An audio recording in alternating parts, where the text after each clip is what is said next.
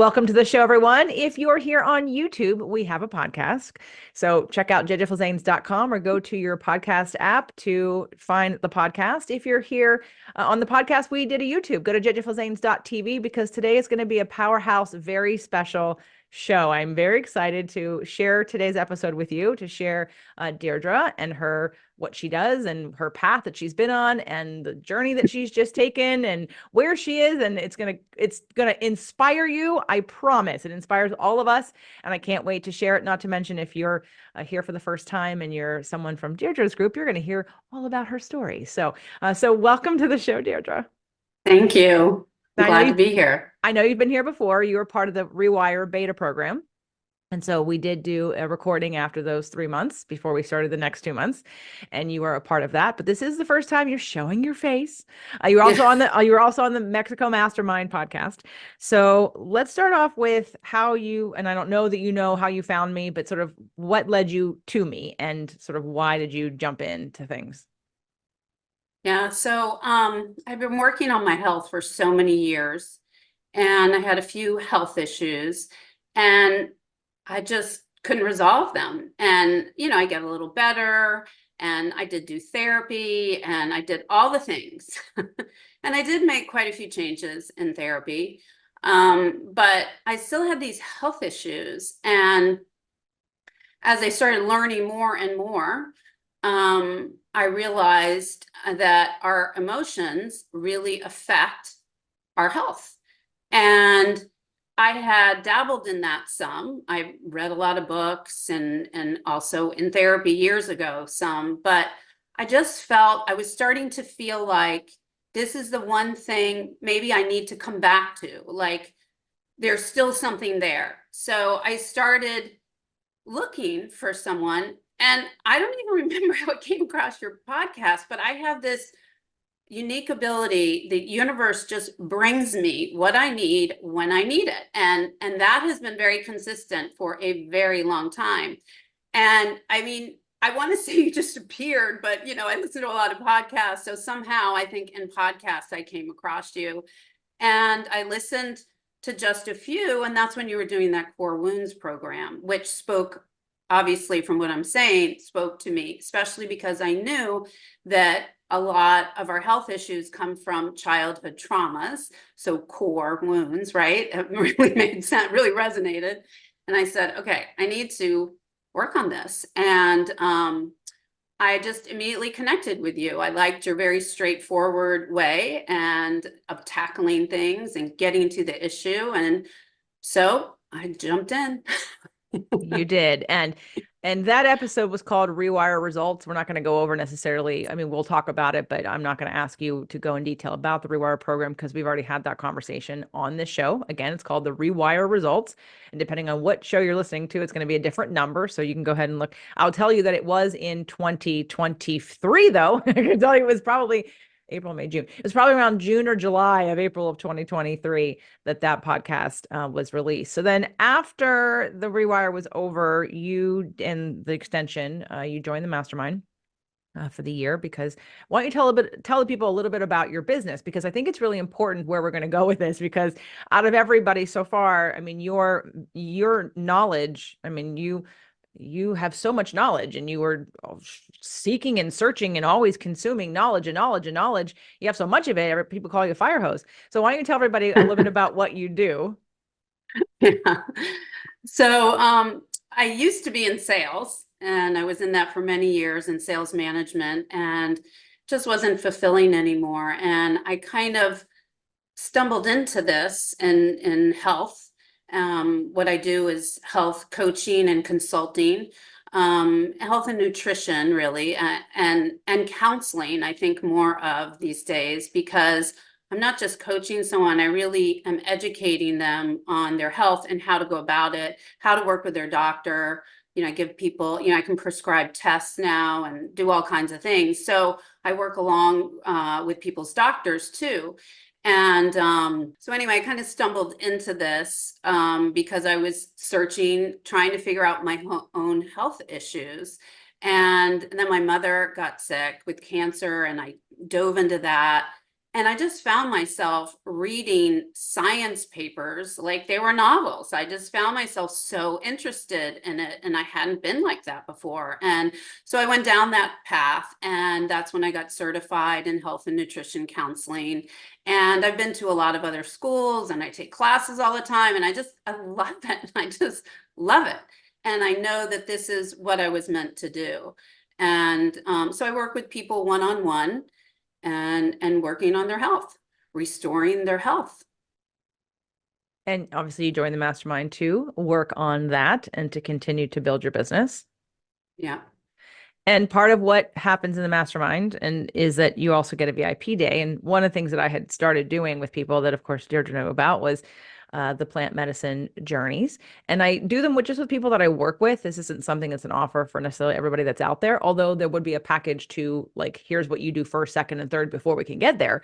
Because I think, I need to understand who you are and you need to feel safe with me. And we have to cover a certain amount of information so I sort of know what we're getting into because it is sort of a big deal. So let's talk about this idea and maybe a little bit of the after the rewire into the mastermind, some of the reasons that brought you to wanting to take this sort of deeper dive in the journey space. Well, I decided to do the mastermind because I had been in your other program and I made some headway, some really good headway. And then I really wanted to get my business going in a bigger way. And I hadn't been doing that as much because of my own health issues. And I started feeling a little better too. And I wanted to continue with that. And I thought, I looked at other business coaches, but I picked you because you're still working on our emotions and our business. It has turned out to be one of the best decisions I've ever made. So that's why I joined it. But as we went along, I was getting better about my issues, and changing little by little, but I was still felt, now I see it after my journey, I can see very clearly I was still very resistant. And you and I got into some things a few times, and you made me do a few things that were, I guess, uncomfortable for me at first, but helped shift me. So I was moving along a little, especially like the month before we did the journey. I was really making some progress. Like when you had me do a month of being positive, right? I think of myself as a positive person, and I also teach yoga, by the way. I didn't mention that before, but I also teach yoga, and I feel like I'm this positive person, and I feel grounded, and I feel like my awareness is good. And I think all those things are there for me, and I was, but I wasn't enough. It wasn't enough, right? So I was very resistant, is what has come to me before. I was very resistant, but that month of being positive, I was like, wow, I can't believe. And then I noticed everybody else, I noticed myself, and all the negative ways we all talk, and some are more subtle, but it's still there. We're still being negative. And that was very eye-opening. And then right after that, I did the journey. But I decided a couple months before that, someone else had done one. Jane had done it, and she made a lot of progress and really liked it. So that helped me decide to move forward. I was a little apprehensive at first, a little scared actually, but then I just decided, like by June, I'm not thinking about it. I decided to do it, not thinking about it. And so I was very open by the time I got there to it. And I had already decided, because I know all the things about how to work my breath, how to do anything when I'm like anxious or afraid of something, to calm me down. I was like, no, you're just going to do this and you're going to allow it to unfold. I want to, and it did. Oh yeah. Hold on, everybody. It did.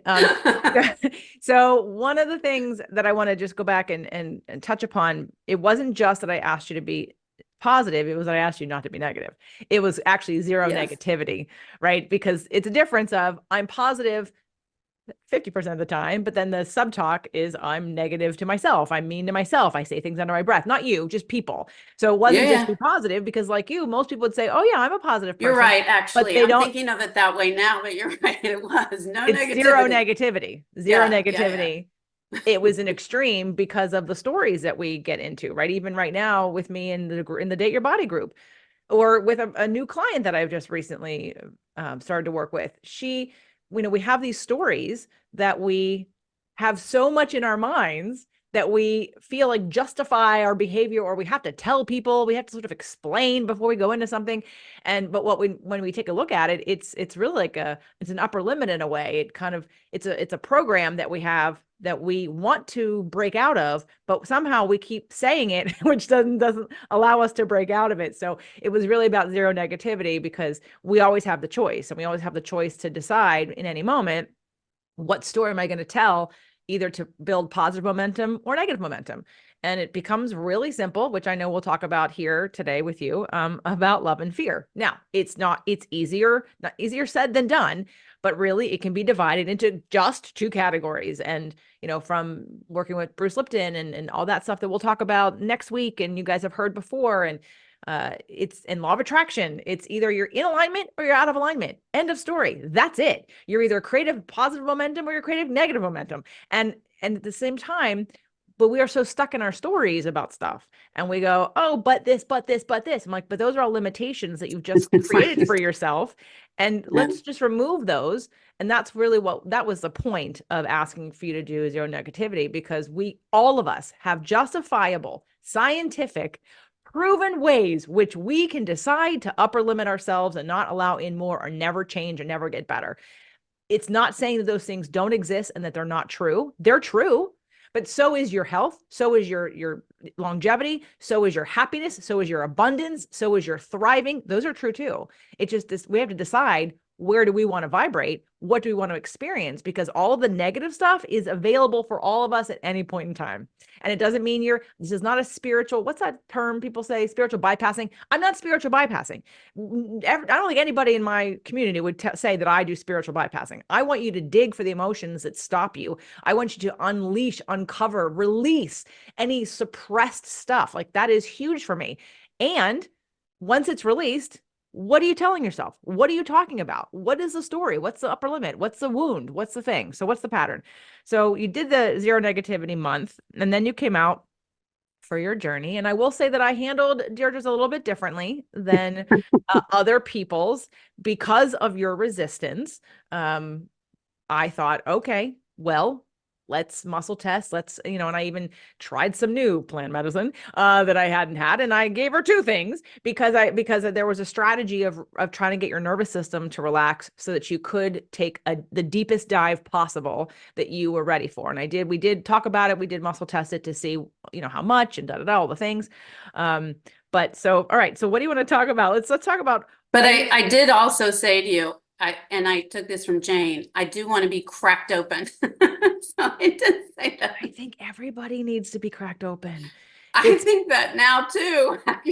It's like, really, your life is a story of circumstances, and not yours, everybody.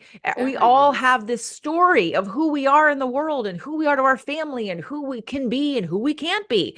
It's all bullshit. It's all bullshit. And until you get cracked open to see something that you don't even know exists, there's really very few ways you're going to get there, in my opinion. I mean, you can meditate, you can go on, life can happen. You can have some big traumatic thing that happens that really shows you the light, like a near-death experience. And but most of us aren't going to have that. So we're going to wait for your dying day to go, oh man, I could have done things differently. Like, what was I holding on to? Why did I keep myself so small? Why did I not take risks? Why did I not care how I felt? Why didn't I feel more joy? So anyway, so let's talk about any last old Deirdre's things you want to mention, because now we have new Deirdre. So anything else you want to mention about who you were before this happened? Yeah, well, I think the big part is that there were all these things, like I did have a lot of awareness, right, around what I was doing. And at times I was in a really good place, but I didn't realize, for lack of a better way, I didn't realize how bad off I really was. I mean, I did enough to come work with you, right? But I still thought, that I wasn't that bad off. Yet at the same time, I thought there has to be more. Like, there is a part of me that's just generally happy all the time. I've always been the kind of person that, took a lot of joy in the small things, the smell of your coffee, right? Something that tastes good, a beautiful day, the sunrise.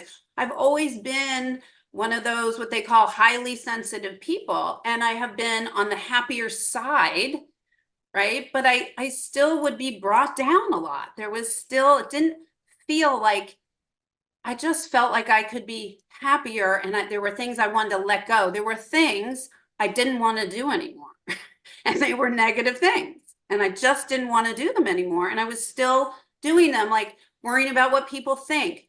Was it like when I was younger? No, I had worked on it, so I didn't worry about it that much, but I was still worrying about it. I don't want to worry about it at all. I don't want to care at all about what people think of me or what I'm doing, right?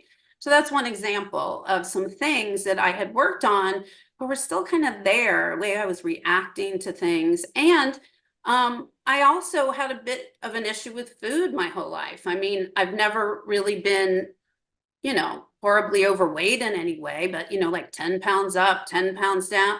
And I kept my weight down for many, many years, just at a good weight, but it was always all this work. And there was always all this, well, now I know it was just resistance, and a couple other things. But so these were the things that I just didn't want anymore in my life.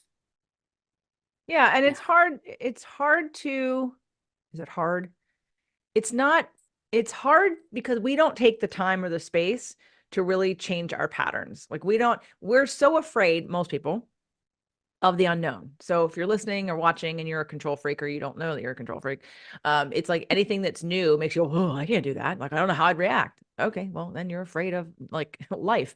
And you don't feel Right. safe in your body, which you didn't necessarily feel safe in the world either. And that was one of the underlying things.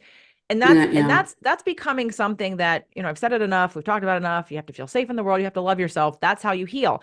And people can say, well, I had these bad things happen to me and I don't feel safe in the world. Okay, now what do I do about it? And there are ways, but you do have to like create space and time and have experiences, whether they be a journey or not. You have to have an experience for your cells and your nervous system to adjust and adapt and have a new picture in your brain. Like you can't just think about it and you can't just talk about it. You have to do something, which is sort of my whole brand, I guess, in everything that I'm doing, is because it's action based. Yes, we need the understanding. We're not making decisions from a just do something crazy for no reason. Like there's a reason for it. Here's the reason why you're doing this crazy thing. It's going to repattern your brain because your brain is so wired to think and to believe and to react in a certain way, in a certain story, in a certain program. And guess what? Talking about it ain't going to be enough. We have to do something. So this is where this stuff comes in. And I think it's the fastest path to the biggest amount of change in the smallest amount of time. Am I correct on that? Oh, yeah. And I wanted to add that those were two big things that I discovered in working with you before my journey that I didn't realize. One thing was that urgency. I've always been very type A, get things done, do, always doing. But I also felt this rushing, and I termed it urgency because you said something one day and the word urgent was used and it resonated. I'm like, oh my goodness, that's what I'm doing. It's like everything's urgent.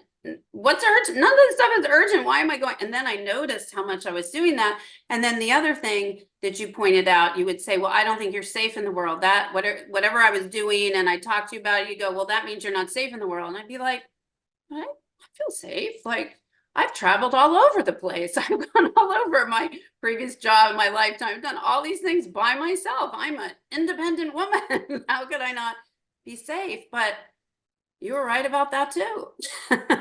Well, it's because I you didn't were really, interpreting it as a I'm saying you feel unsafe by other people. That wasn't it.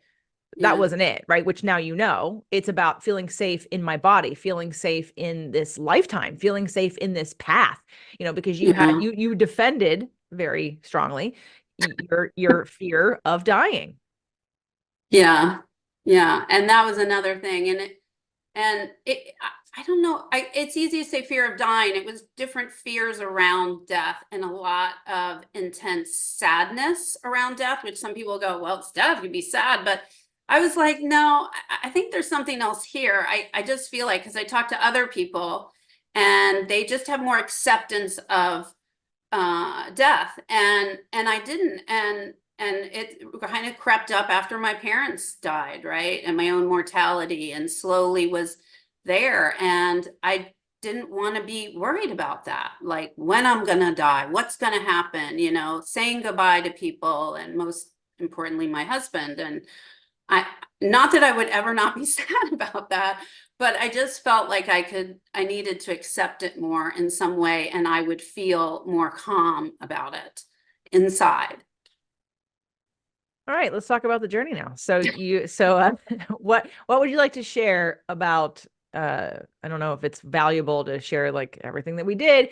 Let's just say we're in it, and it started out, some people, so there's sort of a once you take it, there's a time frame where your body is absorbing it and it's being moved to your brain.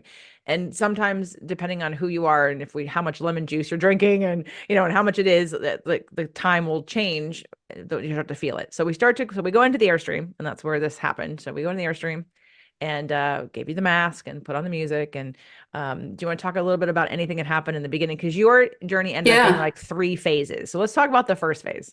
Yeah. So the first phase, when it started hitting me, I got a little bit afraid, because things get distorted. Like there are lights and things, but people, like your face got distorted. And I was like, okay, so the mask went on.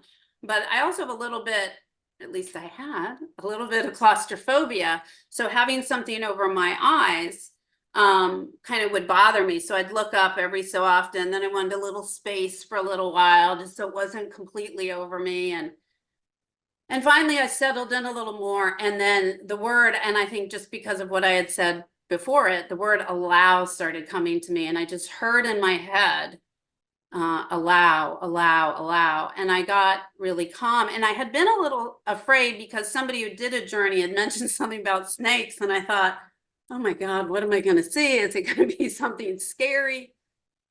And then it was like all of a sudden I was inside a kaleidoscope, just the colors. And I can't describe it anyway. It was like inside of a kaleidoscope, and nothing bad was happening. And I was in there, and I was just kind of like, wow, this is so great. And then all of a sudden it hit me. I thought, maybe my journey's just going to be happy. Like maybe there's not going to be anything scary or negative. And then I remember I started just smiling, and again I just would hear every now, allow. And then other things just started coming to me, and it's really hard to describe, and it's really hard to put words to. And I've read now about people who've had NDEs, and they describe it very much like what I felt. Like there aren't words for the intensity of it, and this part of just knowing. Things just come to you and you know them. So one of the other things I used to do was, I knew a lot, like you. I mean, I know a lot, but I'd still doubt. I'd have these little doubts all the time. And in this journey, it was like, no doubt, this is the way it is. Things would come to me. And some of the main things that came to me were love is all there is. Love is all that matters. And all this other shit. Am I allowed to cuss? You can cuss all you want, girlfriend. Okay, good, because it'd be hard for me. I know. We can't. Your signature phrase could not be shared if I can't give you permission to. I just kept getting that all this stuff that we all worry about just doesn't matter, and all that matters is love, and that we're actually here on this earth to just love each other and to actually enjoy our life, to feel joy and happiness with each other. And all this negativity and fear just needs to stop. And I just got the saying that I couldn't stop saying when I came out of it, was just, nothing fucking matters. Like after that period of the kaleidoscope, and I finally opened my eyes, I was like, JJ, nothing fucking matters. Nothing fucking matters. And I mean, the joy I felt was just, my whole body was infused of it. And I didn't say this before, but one of the one of my health issues is fibromyalgia and muscles that are tight and hurting, and I had this letting go, like I could never do it justice, but my body was so heavy. I guess the only thing I could compare for people, like when you go get a massage and you feel heavier on the massage table by the end of the massage, like by 100 times I felt like that on this bed that I was laying on. And I was like, I remember saying, I can't lift my arm, I can't lift my leg, like, and I was happy about it. It wasn't like, oh no, I couldn't lift. Everything was happy, and I was like, I can't lift it because I've let go of all my shit. It's gone. All the fear, all the worry, any anger, it's gone. I'm just laying there, sprawled out on the bed, arms wide, legs wide, just as happy as could be. And like, oh my God, nothing fucking matters except love. Yeah, And I couldn't stop saying it. I've got your sheet here of all the notes. That was at 12:55. So you kind of went in at 10. So 2 hours later, 2 hours in, you came up and the first thing out of your mouth was nothing fucking matters. Who cares? Who the fuck cares? It doesn't matter. I'm so relaxed. It's all about love. I'm so fucking happy. There's nothing to fear. There's a release happening to me. You said that a lot. There's a release happening. There's a The release. release, because I was so heavy, like heavy, and I felt like I had let go. I literally had let go of all these things. I have been walking around in the world like this without really, I mean, I taught yoga. I mean, wasn't I pretty loose? Well, in some ways, but my muscles are still like this, and it was just, oh, like I felt such relief and this such intense letting go. And then of course there was that whole kind of wonder of things, right? Like that goes on, and the things you notice, like the leaves outside the windows, and I've always been one, nature has really gotten to me and I see the beauty in it, but all of a sudden it was ramped up, and that added to that whole joy thing that was going on in me. And it was just like all these things. And one of the other things was my brother-in-law and I will have, discussions that border on arguments at times about politics. And he came to me during that first part, and about how, and I just started, and that was the other thing. I was just crying the whole time, but happy tears. Literally, water was just streaming out of my eyes the whole time. I guess it was part of the letting go. It was happy tears, but at that one point about my brother-in-law, it was like, I felt, it's going to get me now, that just all this love for him, and that we are wasting our time. What are we doing? There are so many things we could be spending our time on, and we're talking about politics and who's right and who's wrong when it's all so screwed up. Why are we doing? I was like, I don't ever want to talk about politics again. Oh, and then I told you also, because I was such a doer all the time, always doing, which I didn't really think I was, but over the years, like I was starting to notice people commenting on it and you commenting on it. And I was like, I'm not going to do anything. I don't know. I said, JJ, forget everything. I'm not doing anything anymore. I'm not doing anything. You weren't even leaving the Airstream. You're like, I'm never leaving. I'm staying here. I'm never leaving. That was in I the remember first I phase. said, you should just leave me now because you can go do things, because I'm not leaving. This feels too great. I felt too great there. Well, that was the first phase, and that lasted for a while, and then what ended up happening was that for some reason, I don't know if it was me or there was just a break in the music for half a second. I got nervous that the music had stopped, and so I ended up switching you to a different playlist. And I think this is the second phase, Maybe because because it was after, because then Wendy's journey the next week was very different in that, like, you came up in 2 hours with this, oh my God, everything is love expression. And hers was, she kept going 4.5 hours of like not moving at all. Like, everyone's different based on what you need to learn, what you need to face, what you're coming in with, what you want to have happen. Of course, what we do ahead of time. But, and you had, just like anyone that's heard Eben Alexander's shows or read Proof of Heaven. And what I said to him on the very first show when I met him was, look, to me, your Proof of Heaven story is exactly law of attraction. You had a deep, deep, deep, deep yearning to know the truth about something, but then you were highly, highly, educated and intelligent, specialized as a brain surgeon. So all of your knowledge got in the way of this truth, but it complemented each other. So what did the universe do? It gave you the exact disease that you needed in the exact part of the brain that you thought made shit up. And then, of course, that was the only way he was going to learn a lesson. So I think you had a very deep desire to overcome this. You wanted this to be done. You were so determined to have a resolution that felt good to get here. And that's partly why I think your journey went the way that it went, because at the same time, with that same intellect and saying, like, I have all the knowledge about the things and I'm looking at the things but somehow it's not going to take away the emotions, because it doesn't create a new experience. It doesn't create a new perspective, because it can't, because I'm so bogged down with what I think is right and wrong about science and the body. And that's something I really want people to hear, because I know who I'm going to send this show to. And there are people who are all about, like, oh, but the body, the body, the body, the body. Like, yeah, the body and the container.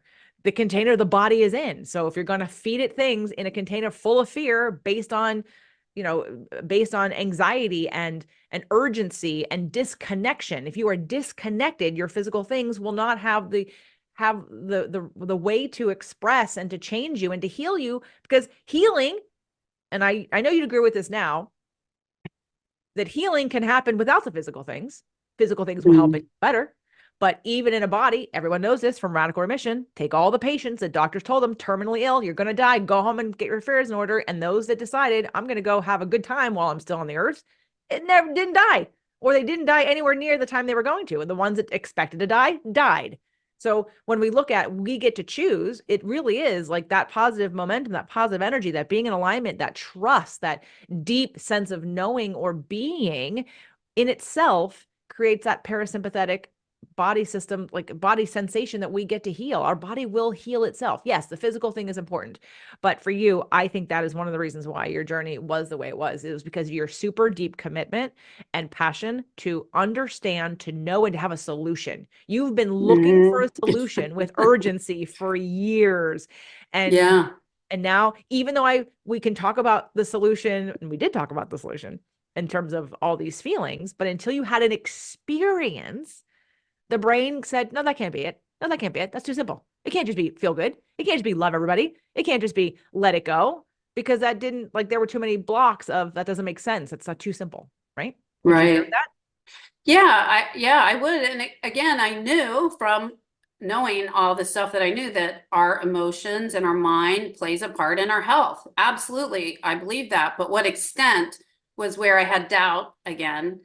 And I do think it matters what we do in our body, but boy, what I know now is that if you don't have your emotions in check, if you don't deal with those issues you have, and like you said, if you don't feel safe, if you feel fear, if you're angry, your body is not going to heal. It at least is not going to heal in the way it could heal.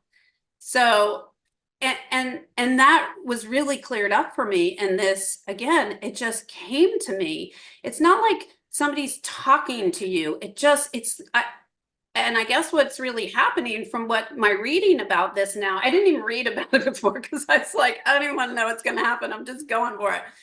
Is, we do reach another level of consciousness. And is that there are things that we know, maybe some things we always knew, and those programs we get as kids have covered that up. And that's why there's all this doubt, even when we're learning again something that's there. But there's just no doubt in my mind anymore. And maybe I should go on and tell the next part. So it'll make more sense. I was looking at the notes to see when, because I did this on a timestamp. So your first phase, if you will, those were the things like nothing really matters. Who the fuck cares? It doesn't matter. I'm so relaxed. It's all about love. There's nothing to fear. There's a release happening to me. There are no words. You kept saying there are no words. I'm not afraid anymore. So something else you said. I just didn't feel, and I just had this knowingness that my body's going to heal itself. Yes, that came in the next phase though. I'm actually healthy, And the things that I have, my body is going to heal itself. I don't have to worry about this anymore. And it was just gone. Like, it's gone.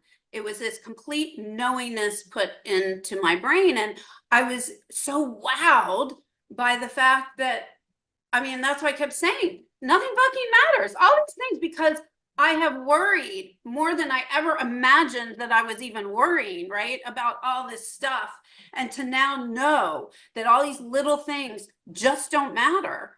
The relief and the joy in that is so huge. It just, it's incredible. It's incredible. And I feel I'm still me, but I'm so different inside. So different. I want to talk about that as we get to the But end of this, yeah, because I want, okay.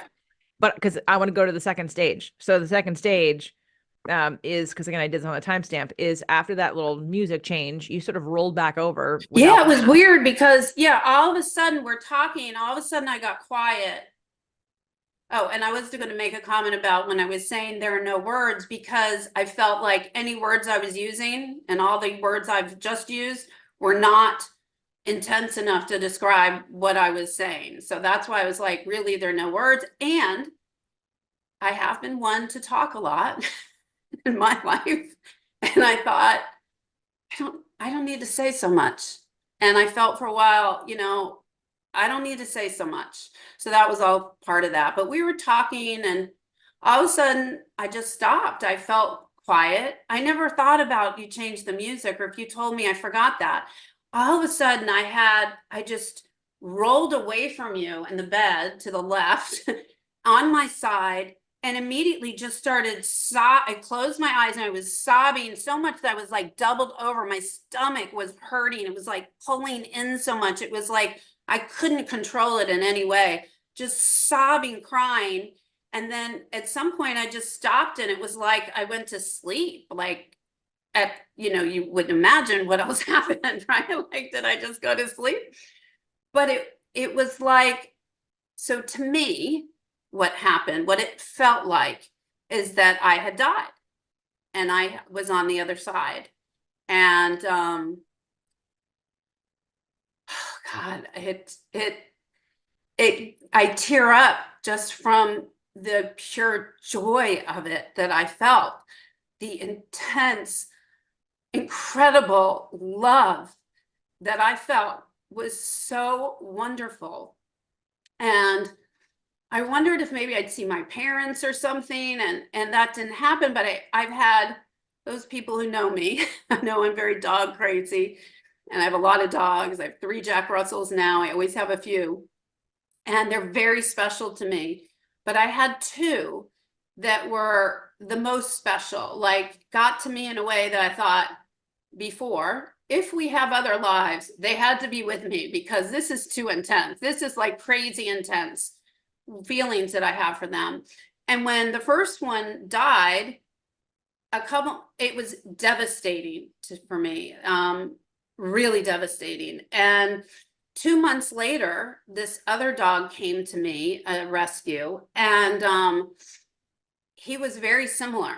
And I kept wondering always, and his name was Toby. The first one was Skippy. And I thought, is Toby Skippy? I started reading about it and these pet communicators out there and what they say about what happens. And I'm like, can this be? And where I was before, I was like, okay, that can't be, can it? And then they do something. Even my husband, who thought maybe I was a little nuts, was like, okay, that's weird. That's just like Skippy. So anyway, really hard when Toby died too on me. And still really had an impact. So when I was on the other side, who met me there was Toby and Skippy. And the most incredible part is they were clearly as one. They were shown to me as one. And you don't see, it's not like you see us in this body, right? This body, and a lot of people know that, right, is not how we are on the other side. We're just like energy, but we clearly know who's in front of us and who's with us. You clearly know. And the feeling was so intense that they were with me, that I was just in this love. And there were all these like swirling and colors and mostly like oranges, and there were gold sparkles, and I was just in this place, and I guess you would say it's like heaven, like it wherever it is, right? Like it was incredible. And again, it was this clear knowing where I was. And the thoughts kept coming to me, I don't want to come back. I don't want to come back. I mean, this feels so good. I do not want to come back. And I thought, well, maybe I'm not going to come back. And then I'd, enjoy more just being there, not thinking about it. And then it'd come to me and I'm like, I don't want to come back. I don't want to come back. And at some point I felt this like pushing. That's all I can describe it as, like a feeling of pushing. And I finally sat up, and my body, I remember my arms are going all over my body. I can't really show, all over my body. And I had this like question, like, what's happening to me? My body, and I think I said to you, my body feels really weird. I'm feeling my body. What's happening? And I think what happened to me is my soul just came back into my body. I can't describe it anyway. I have never felt those sensations in my entire life that I felt in my body. And I think at some point I told you, like, you have to remind me of this, because this is 100% true. What happened to me? I went to the other side. That's what happened. Like, there's no doubt, right? And I worried about, and it hasn't happened, thank goodness, but like afterwards, that I would just start doubting this, because I know saying this now, there are people out there going, on whatever they think, you know what? It's okay. And what's so great is it doesn't concern me. I mean, it does a little at times, like there are people I haven't told what happened to me yet. What are they going to think? But I'm assuming they can't relate to it, and anyway, however they take it, they take it. But I know what happened to me, and there is just no doubt. None. So that was your phase 2. And yes, and you were even touching me. You were like, oh my God, your skin, and like you had this new. Well, that was the whole time, and everything looks so beautiful, but your skin is beautiful. She has beautiful skin. But it was this, all of a sudden, the coming back in, everything was more, like just 3D, 5D, 6D, whatever. You were like, everything was brighter, and everything is brighter, and everything is intense when you are under, or it's the medicine is still in you, I guess, but it stayed that way, not to that point, but even now looking at things, but it's like, okay, so this is another thing people will make comments about, and I know people have had true NDEs, which I know I wasn't having because I wasn't really dying, but it felt like it, say the same thing, that you literally feel like you are born again. Like there's just no other way to describe it, but this is a new you, seeing with different eyes. You are looking at the world with different eyes. And that intensity I had about me before, in some ways, has really ratcheted up. Other things about me have calmed down, but I mean, watching the sunrise this morning, tears streaming down my face.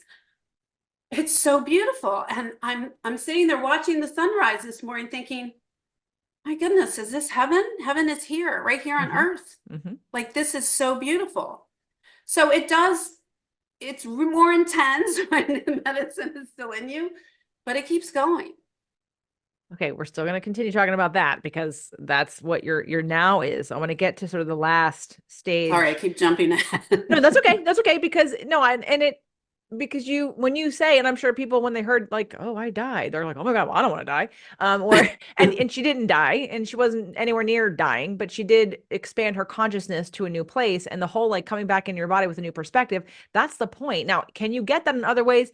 Again, yes, maybe not this intensity, and maybe not this fast, and maybe not this permanent, or this not permanent, but because I'm always a bit, I've never done, everyone knows, I've never done any kind of drugs recreationally. I still won't do them. I mean, minus wine, of course, but everything else is like this. The reason why I got behind this, because I've been anti recreational drugs my entire life. I haven't done anything really. is the therapeutic piece of this, because I didn't know any other way to embed into your cells for you to see another perspective that's going to squash and change the program of not being safe and the urgency and the disconnection in a way of the brain's going to figure out what I need. And now we're connected and the body is, and you know, one of the fun things when you like, because after Deirdre's journey, the mastermind came. So like she had an extra day and then people showed up and then she was here all week and your behavior was very different then. But I remember asking you I said, is your love language? And you said words. And I said, okay, so pre-journey, Deirdre, I never heard words from you. You were not that you were mean or rude or standoffish or anything. You just didn't offer any words. And all of a sudden you come out of this journey, you're like, oh my God, your skin looks great. Oh, this is amazing. Oh my God, this is so beautiful. Oh my God, you did such a great job. Like all of a sudden the words were pouring out of your mouth. I'm like, okay, now I see the words of affirmation as your love language. And you said to me, well, I always would think them. I just didn't share them. And so the freedom. And I did at times with people, with you, we're always working on something, right? And we're in a group or whatever. And you're right. Now I wouldn't hesitate even in the group, whatever, like that's gone. But there was always this, well, this isn't maybe the right time, or don't interrupt with that, or something, you know, some other thought I was having. And why wouldn't you just show that you love people all the time?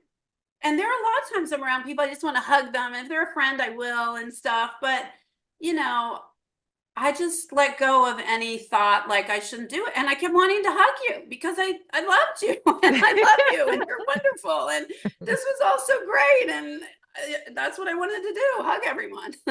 No, it was a definite release of any inhibitions of right and wrong, should or shouldn't. It was, I'm going to go with how I feel and I'm going to honor that in a new way. I'm going to honor that in a bigger way because now I just got shown that this is all that matters. So I'm going to do this above anything else all the time.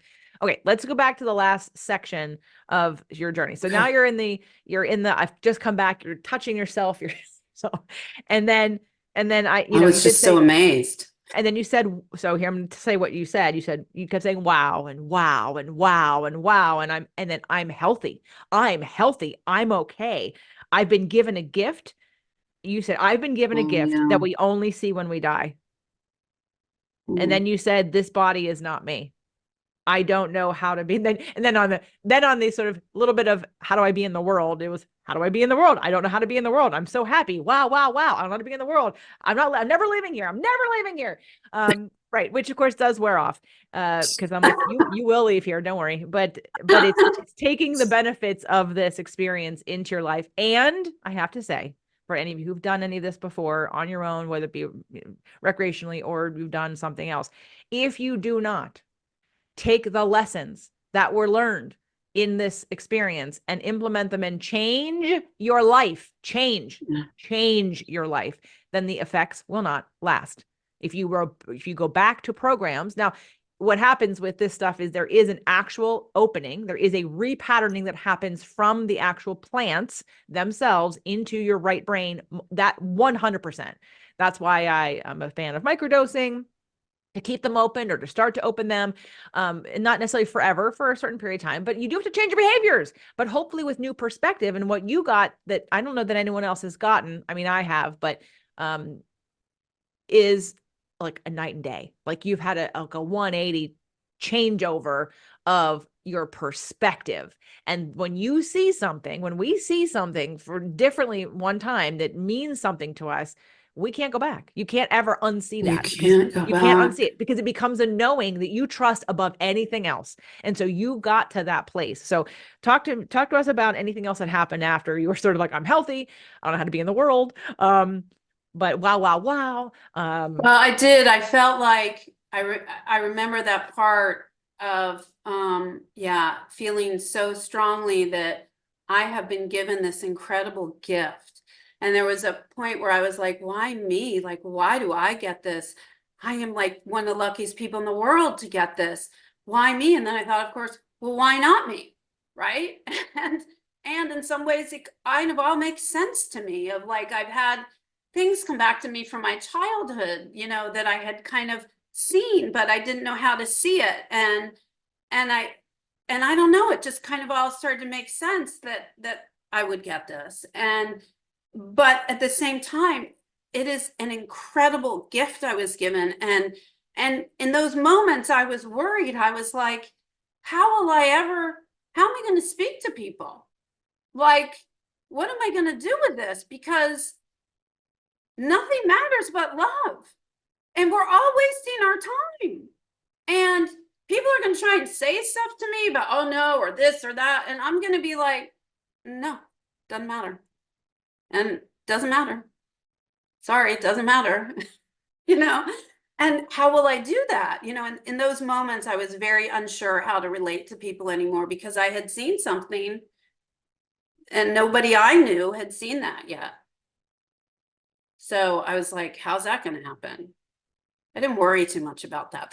I was just so happy that I got this. And I think also because of learning so much in the last like 10 years and knowing so much, but having all these little doubts here and there, to just not have any doubt anymore is, you know what it is? And this was another word I remember, feeling free.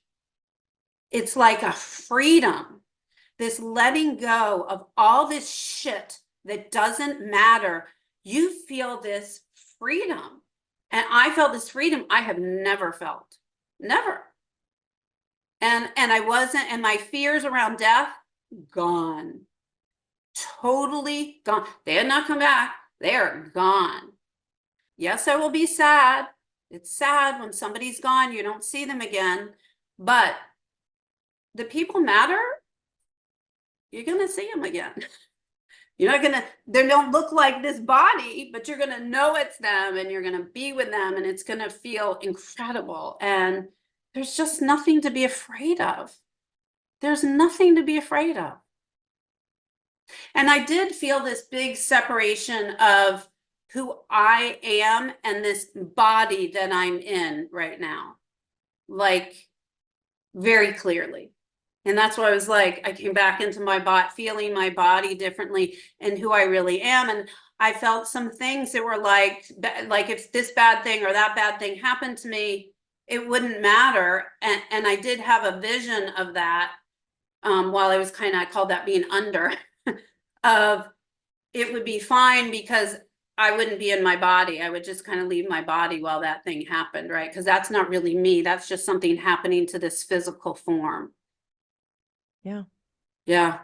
So it's been over a month since this happened, and I'd love to know what other people around you have noticed or have said. I know how you feel, and I mean, I could have asked everybody in the mastermind because I'm sure they'd all have something to say about pre Deirdre and post Deirdre after Airstream.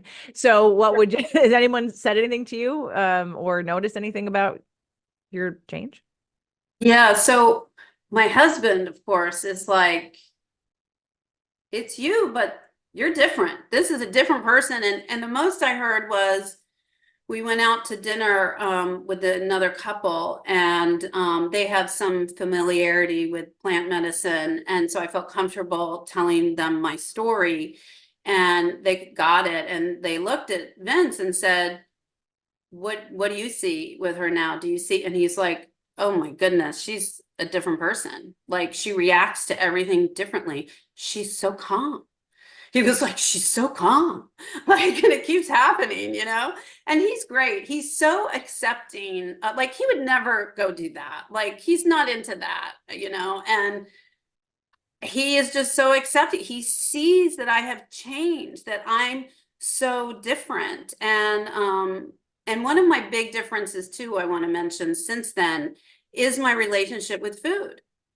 One thing I didn't say in there is I said, I'm going to go home and I'm not going to do anything for 2 weeks except bake. Because I'm always not eating all these. I love to bake. I had a little baking business for a while. I love to create these things. And I don't do it because I'm afraid of getting fat, right? So I don't do it, something that I love and gives me so much joy. So I said, I'm just going to go home and do that. And when I got home, I was like, I don't even want to do that much, but I did some and all, but just very different. And then we did this fasting mimicking diet. I did it once years ago. I don't know if I told you that or not. I did it once years ago and I thought I was being tortured and it was just horrible and ugh. And I did this week and I'm like, yeah, whatever. Just eating these little things and doing it. And it's so odd for me, right? Like it's really very Freeing, different. freeing. Freeing that I don't have this worry and constant kind of in the background, like, what are you eating? Don't worry. And all this fear around food. I didn't even realize that's what I was doing, but I had created fear around food. And, you know, it was created for me in my childhood and blah, blah, blah. But I kept it going. I could have stopped it, but I worked on trying to stop that. And I improved greatly and I was a lot better. But I can tell you that this right now feels way better than I was, what, 2 months ago or whatever, right? Like comparing it. And I wouldn't be here if I hadn't done that. I haven't had anyone else say anything about me really. And I haven't really told anyone else yet, actually. So, and I haven't been around people a lot, I guess purposely. And then other people have been around when I'm around people and I've just kind of gone with whatever's going on, right? But and I have a few times people start talking about things and feel myself getting pulled back to old Deirdre. And I've even gotten caught up in it for moments. And then I immediately, my awareness is through the roof. And I immediately just feel it viscerally. I don't like this. I do not like this. And so then I'm like, okay, that's great. I know now I'm not doing that anymore. I'm not talking about that anymore. So, and one of the big things I decided is I'm not talking politics, you know, I'm not doing it. There's all this anger and unhappiness and worry and fear. Talk about a thing that is just so out of hand. And I've just decided I'm just not doing it. Like there are all these things I'm just not doing. Like I said something to my husband, he's like, well, maybe you shouldn't say like that. And I'm like, no, this is how I feel. I'm telling people how I feel, period. And Take in it or leave case it. That's who I am. And in case you've gotten a copy of this show, this is your message. No, I'm kidding. These are off limits for Deirdre now. So welcome introducing the new Deirdre, who is all about love and connection and positivity and speaking your mind. And Well, you said it to me one day, we were talking, you said I was explaining like how I feel and what I want to pay attention to. And you said, well, that's love, joy, and connection. And I was like, yes, because you're always good with the words. You always get the exact words that are needed at the moment. And that's all every day. Love, joy, and connection. That's it. Mhm. That's it. Good. Well, so I guess this has been to inspire you all in some way, shape, or form, whether it be to do a journey or not, is kind of not irrelevant, but isn't really the focus because I can't handle it anyway. So, and everyone is me in terms of just the medicine by itself. Like I know that there is a safe container that gets created, which is why I'm not just like, oh, everybody like, yeah, do that, or go find somebody that does it. No, because I've done this too with somebody else and I didn't earn the right to coach me. Number one, there wasn't a relationship there and there wasn't any of the connection that was really there. And not to mention that everybody kind of got the same thing. And I did something very different than I did with anybody else. And even though I am saying out loud, I'm never going to do it again. No more VIP days before or after a mastermind. Yours happened the way that's for me to stick to that so I don't go back on my own integrity. For me, it was great. For you, it was perfect because for a couple of reasons. One, Yeah. you got all that time away from not going back into your routine or back into your world. You got to sort of reestablish by being somewhere you had no connection to some of those programs. But then also being with you was helpful because you knew what I went through. And in those first days, I needed that connection. I felt like with you was very beneficial to be around you in those days. I mean, and can I mention one other thing? Of course. Yeah, there's one other thing I didn't say. I don't know if you, I know you don't care about me bringing it up, but I know she didn't bring it up about the Airstream. Sure. I wondered if we were going to talk about that. What? I wondered if we were going to talk about that. Go ahead. Yeah, I want to talk about it um, because of the meaning of it.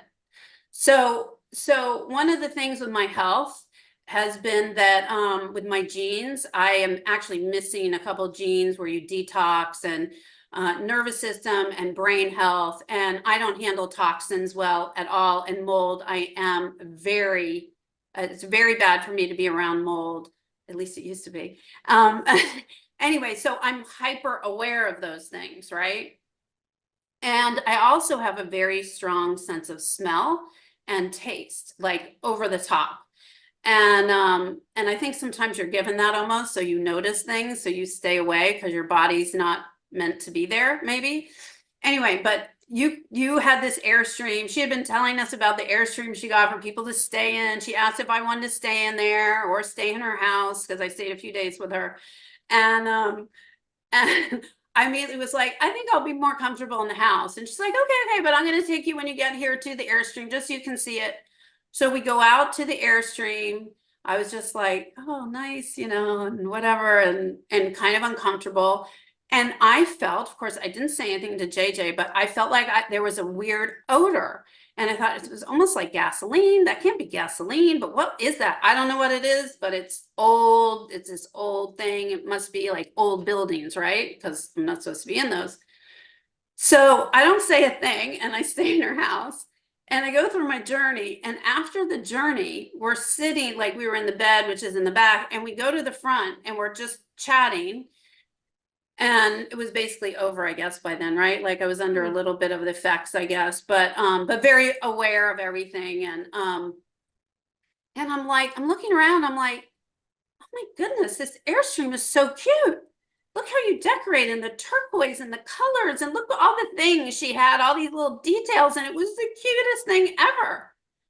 And I was really blown away because not only was it so cute, and I didn't see that when I first walked in, but I was like, to myself first, I was like, it doesn't smell in here. How could the smell be gone?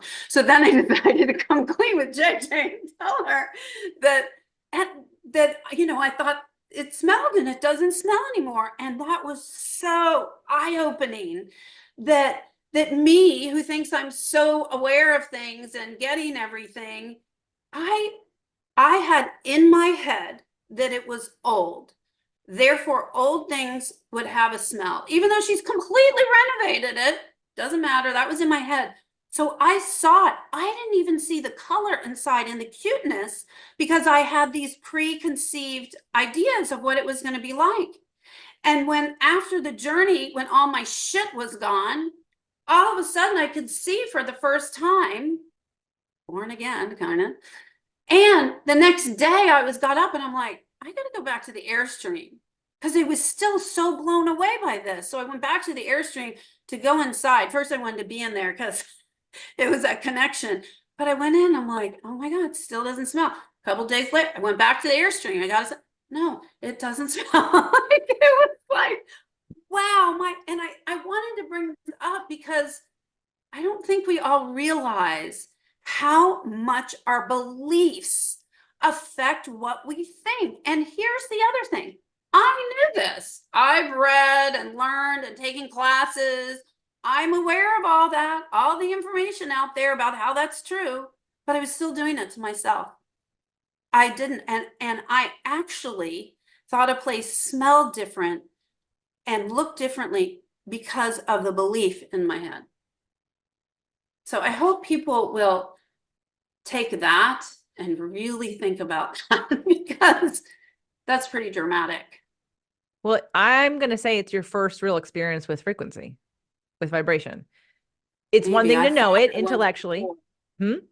I thought I was before, Well, we but all think we do because when we know it, again, we understand the concept, but until you experience it, that my first time was with my last relationship. You guys have heard this on the show already. Like we were at a thing at the beach, me and him and his brother, and we were watching his best friend with some girls he brought down from Colorado, like frolic in the sand. And again, I did not have my iPad then. I did not have a cell phone that I was texting. I was not distracted. The three of us just watched them frolic in the sand. And then on the drive home, he says to me, did you see that? Did you see what's going on? I said, what? Did you see how those girls were trying to bait you? And I was like, and I could tell by his conviction, that's exactly what he saw. And I knew in that moment, I wasn't going to say, no, you're wrong. No, because he saw something I didn't see. He was in a frequency, because that's the frequency that he'd be in, who's judging me? What's like, worry about what everyone else thinks. And that was the frequency he was in, wasn't the frequency I was in. So I didn't experience that one bit. And I believe based on his conviction that it was happening, but I didn't experience it. And that was my first time really understanding frequency. I was like, oh my God, what we think in our beliefs is because, this is where it's what I said at the beginning of the top of the show. Your wellness and your sickness exist. Where are you vibrating? Because whatever we defend our limitations all the time. Oh, I can't do that because I have this. Oh, I can't do this because I have that. Oh, I can't do this because X, Y, Z, whatever. And guess what? And but this is true. This is true. Look at my blood work. Look at my, right, Deirdre? Look at my blood work. Look at my scans. Look at my MRI. Look at my X-ray. It's true. Yeah. And you know what else is true? That being healed. But where you decide to be with that story and where you frequent in terms of your frequency is what you're going to manifest. And so you can stay in the trueness of that currently your body's in disharmony, not you, everybody. Your body's in disharmony. Why is it in disharmony? What causes a disharmony? Part of it is your belief about the disharmony. And then but again, that's why the whole experience, that's sort of now my thing with all these programs is like, whether it be Date Your Body, the Rewire program, even the Mastermind, even these things, like what can we do to experience something different with a different point of view that's going to change us more cellularly, as well as neurologically, as well as neurochemically, as well as biochemically, because we all respond. That's why I'm still, quantum physics is the top of the umbrella. Oh yeah. Everything organizes under. I don't give a shit what your doctor said. Everything organizes under quantum physics. Period. You and being at Bruce Lipton's event a couple weeks ago, I mean, it was all kind of a repeat for me, but because it was a repeat or multiple repeats, the things stuck out that I was like, oh yeah, okay. Like he literally goes through the science of why this is not a belief system, why this is science. He's going over receptor sites in the brain. Like he's like, why spirituality to him is science because of the broadcast idea that we're a broadcast. And anyway, but he explains it all for anybody who is at all doubting that this is exactly science and that they can refute it by saying it's a belief system and it's woo-woo, because it's not. It can be proven. And so I just want everybody to really get clear about that. So whether you decide that joining a group of mine, doing a journey is for you, or searching somebody else out, what I want you to know and what I want you to be inspired by from Deirdre's change is that you cannot make change through just talking and thinking about it. You have to have an experience. And again, some of those experiences you can plan for, and some of them are just going to happen because you're going to manifest them, like a birth of a child or the death of somebody or some kind of near-death experience where your whole life flashes in front of your eyes and you come back with a whole different perspective. They can happen in different ways. You can meditate in certain ways to this. You can do, binaural beats. You can do whatever. You can do breath work. There are a lot of different applications. The message I want is do fucking something. But you have to do something. Like in your program, I still think the work I did with you before really helped what happened in my journey. I really believe that. Oh, absolutely. Yeah, like it wouldn't have been the same thing. So doing other things are very beneficial. And I had made some improvements. I don't want to, deny any of that. This just on top of that work, that's all you need.